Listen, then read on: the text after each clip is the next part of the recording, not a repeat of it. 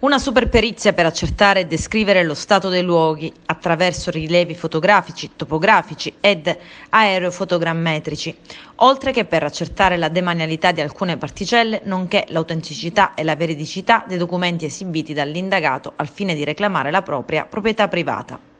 L'inchiesta sulla Scala dei Turchi, contesa tra la regione e un privato, arriva al bivio decisivo. Il GIP Luisa Turco ha accolto la richiesta del procuratore Luigi Patronaggio di disporre gli accertamenti tecnici nell'ambito di un incidente probatorio. Era stato lo stesso Patronaggio lo scorso 27 febbraio ad ammettere il provvedimento di sequestro urgente della Scala dei Turchi. Una persona allora era stata iscritta nel registro degli indagati. Si tratta di Ferdinando Sciabarrà, 73 anni, che sostiene di essere il proprietario della scogliera di Marna, famosa in tutto il mondo. Il capo dei PM Agrigentini gli contesta i reati di occupazione di demanio pubblico, invasione di area demaniale, omesso collocamento di cartelli di pericolo, violazione del codice dei beni culturali e danneggiamento del patrimonio archeologico.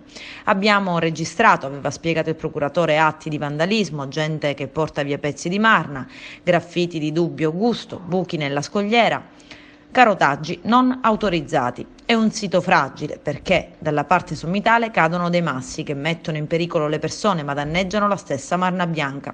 Patronaggio aveva aggiunto: vi è un contenzioso fra l'indagato che si ritiene proprietario e il demanio.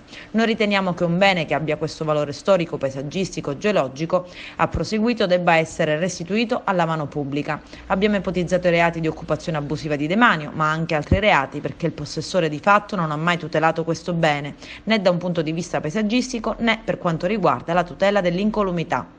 Alla richiesta di disporre gli accertamenti non si è opposto il difensore di Sciabarrà, l'avvocato Giuseppe Scozzari, che anzi aveva espressamente aderito, chiedendo però di escludere dai quesiti l'accertamento sulla veridicità dei documenti prodotti da Sciabarrà, che invece il GIP ha ritenuto di ammettere. La perizia collegiale sarà eseguita dall'ingegnere Gabriele Freni, docente dell'Università Enna Core, e il geologo Pasquale Massimiliano Mastrosimone. L'incarico sarà conferito il 23 novembre.